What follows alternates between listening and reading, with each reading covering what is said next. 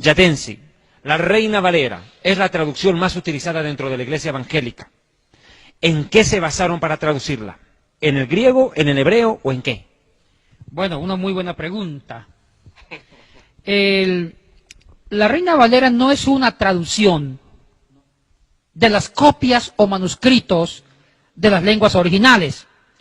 O sea que no es una traducción del griego, ni del hebreo, ni del arameo al español.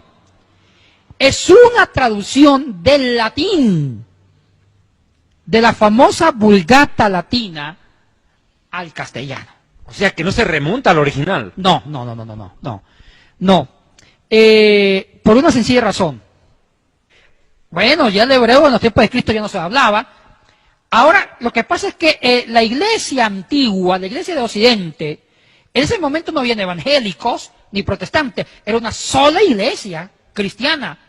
Y la única iglesia verdadera era la cristiana, que era tanto para el Imperio de Oriente para Occidente. Y la Reforma Protestante fue mucho más después, en el siglo XVI. Ahí aparecimos los evangélicos, pero antes del siglo XVI era una sola iglesia. Ahora, y la lengua que se usaba era la lengua oficial de toda la cristiandad de Occidente, de la Europa Occidental, era el latín. El latín ya era la lengua sacra, la lengua sagrada. Y los padres de la iglesia, los grandes doctores de la iglesia, los obispos, los pastores, los presbíteros, cuando escribían libros en el siglo II, III, IV, V, lo escribían en latín. Ya el griego estaba desapareciendo. El griego solamente se usaba en Oriente, en el Imperio de Bizancio, en Constantinopla. Entonces dijo Jerónimo, ya los manuscritos en griego y en hebreo, esas copias están desapareciendo. Traduzcamos esas copias de lenguas originales al latín. Y a finales del siglo IV, San Jerónimo tradujo todas las escrituras, griego, hebreo, arameo, al latín. Y mire David y Arturo, y los que nos están viendo, esa traducción latina desplazó, le hizo sombra a las copias de las copias de las copias de los originales en lengua bíblica, en las lenguas bíblicas, como griego, hebreo y arameo, la desplazó.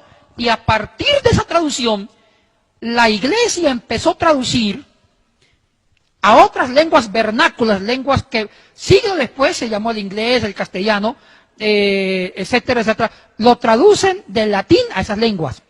Y la versión latina de las escrituras era la versión leída por los sacerdotes. Católicos. Católicos, obispos, porque había una sola cristiandad. Y la iglesia no estaba todavía dividida. Entonces, todos ellos, obispos, patriarcas de Oriente, leían la Biblia en latín.